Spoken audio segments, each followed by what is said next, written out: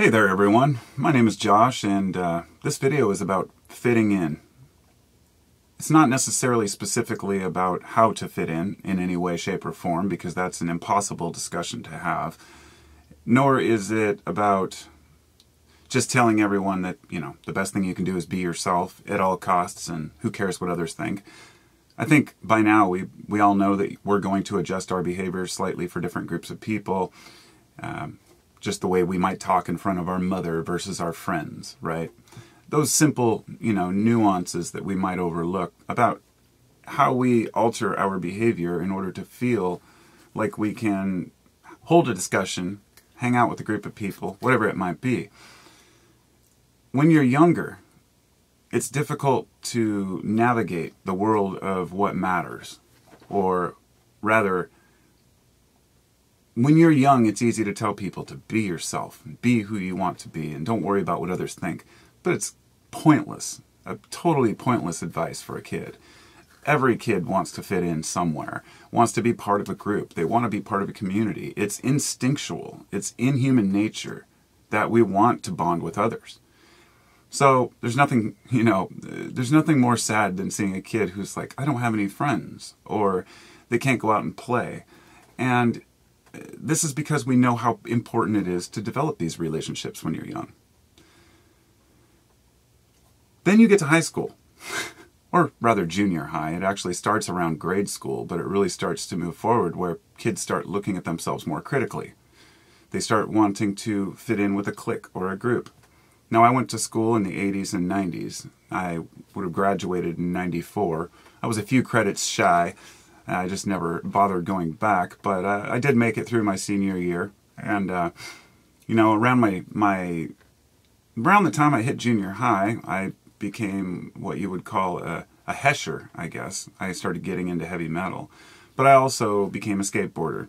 I went through my hesher skateboarder / skateboarder hippie phases all through school. And I had a small group of people that I would hang out with.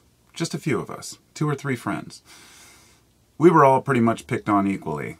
I wouldn't say that it was a heavy amount of bullying going on, but there was plenty of it to go around. And I thought about this deeply recently. Before I made this video, I was thinking, did I ever bully anyone?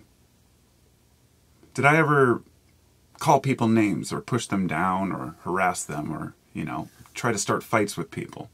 And I could not think of a single example. Now I know the memory is flawed, but I was one of the good guys as far as I'm concerned.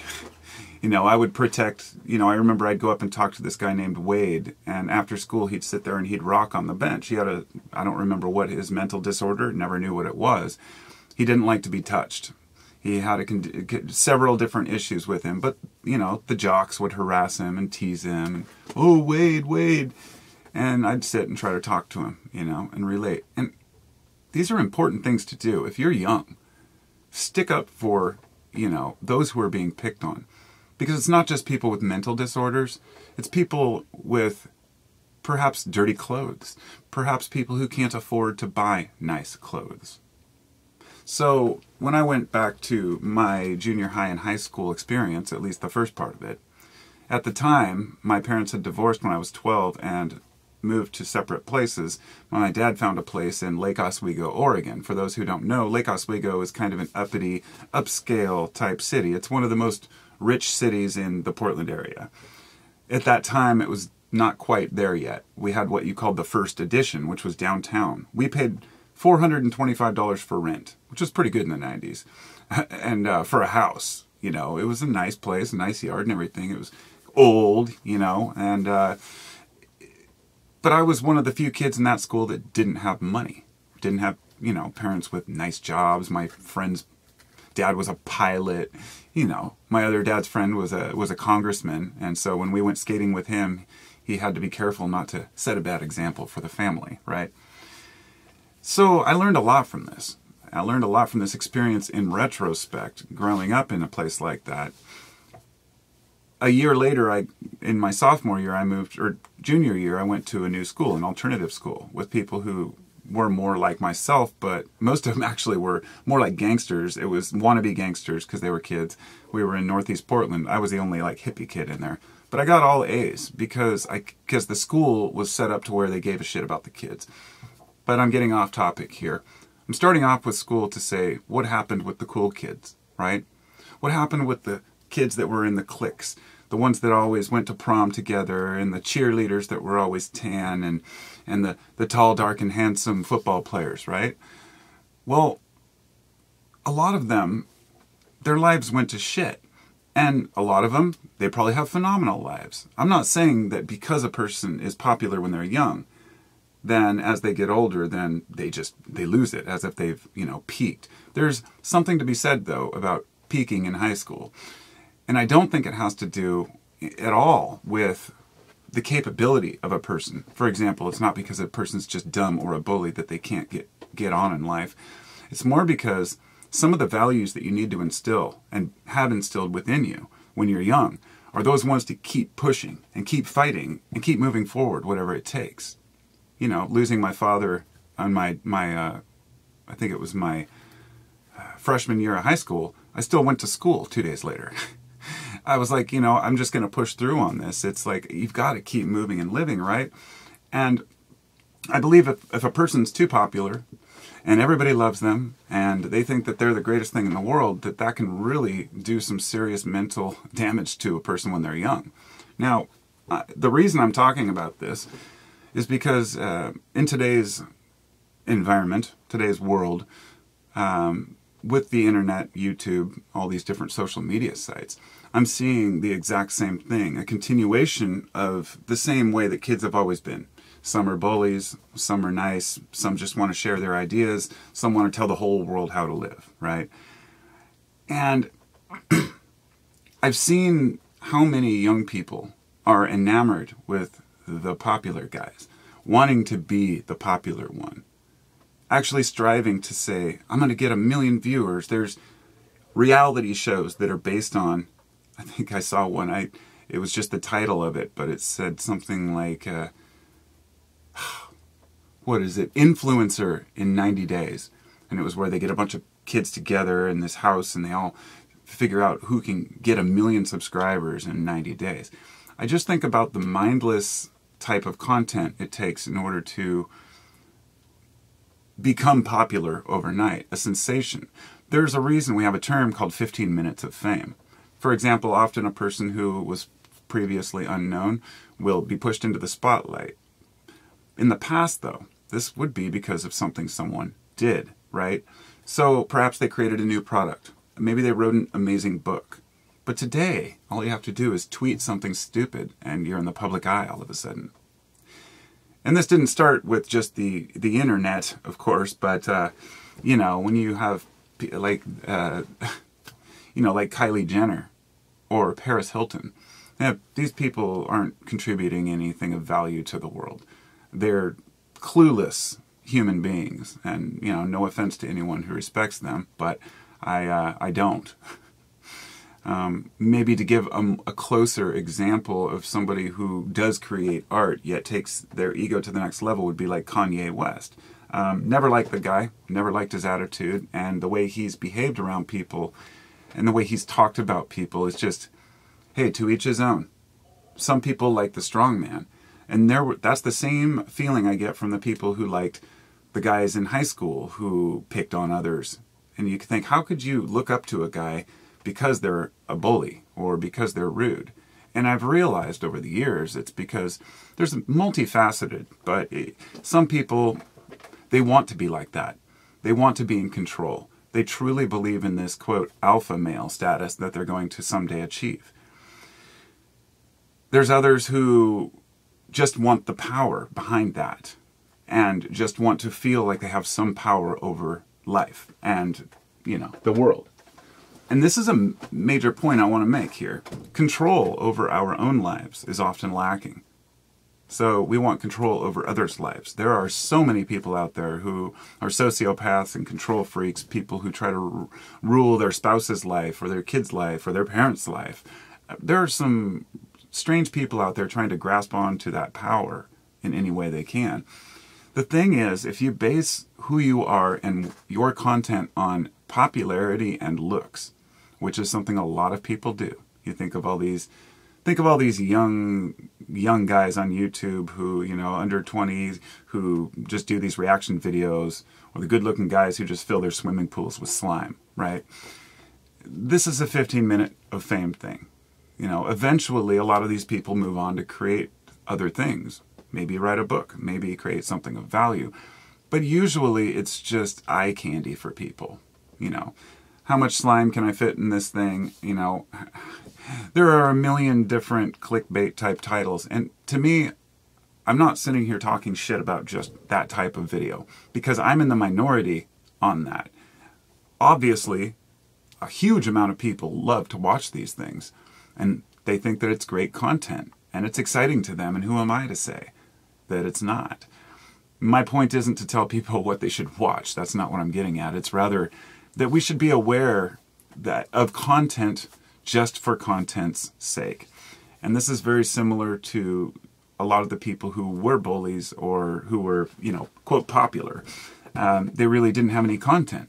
The old jock with no brains, this old kind of worn out stereotype, right? But there's a little bit of truth to it. There really is. Certain people gravitate towards certain things. And I'm not saying people who play football are dumb, because that would be extremely ignorant of me. I'm not saying that at all.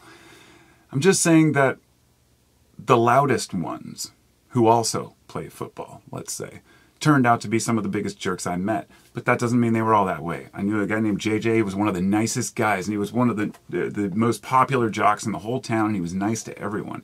So don't get me wrong in thinking, it's hard not to group and stereotype when you see so many things occur, even when there's a small amount that don't fit into that category.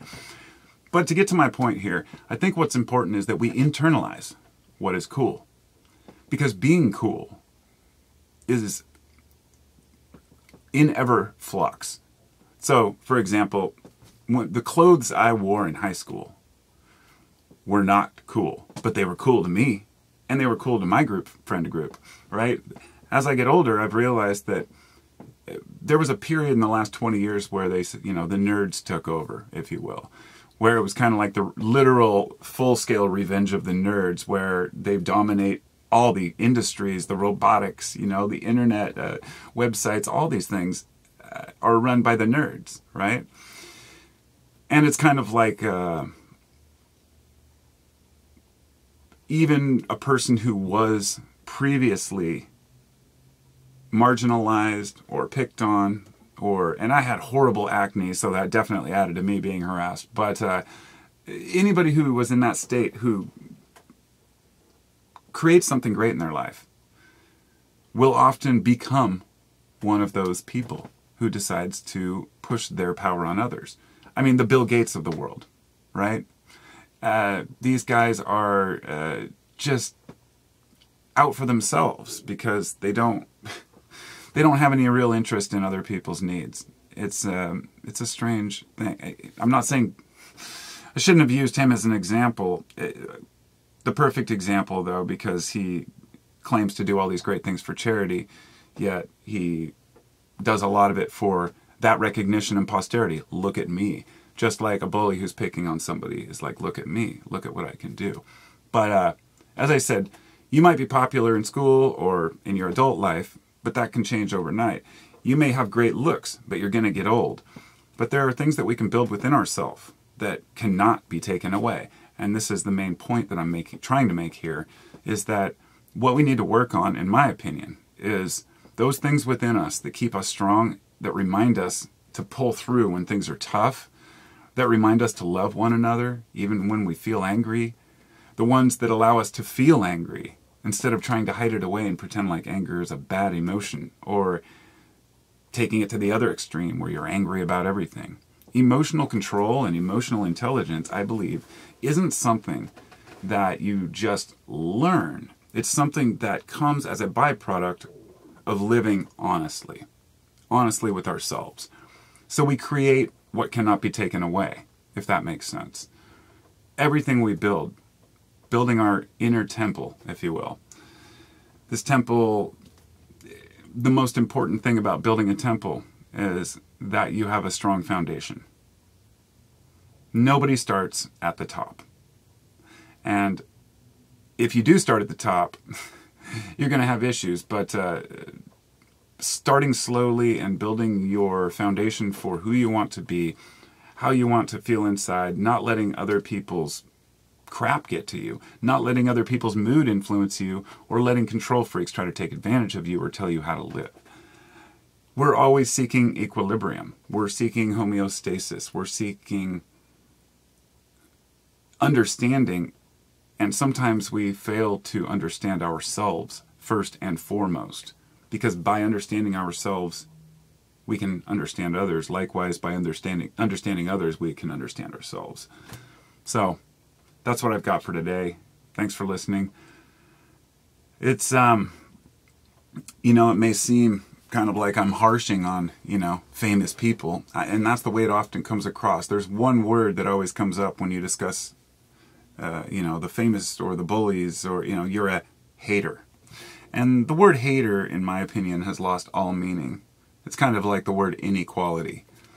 What exactly do you mean specifically, If you are unequal in what way, right? It's just kind of a blanket term. And hater is a blanket term thrown out for anybody who just, disagrees with something. It's the psychology of human nature. It's interesting. Thanks for coming. Thanks for listening. And I'll talk to you all next time. I want to give a big shout out to my patrons. And if you'd like to support the channel, feel free to check that out as well. And I hope you all have a wonderful day. I hope it's sunny where you're at. And see you later.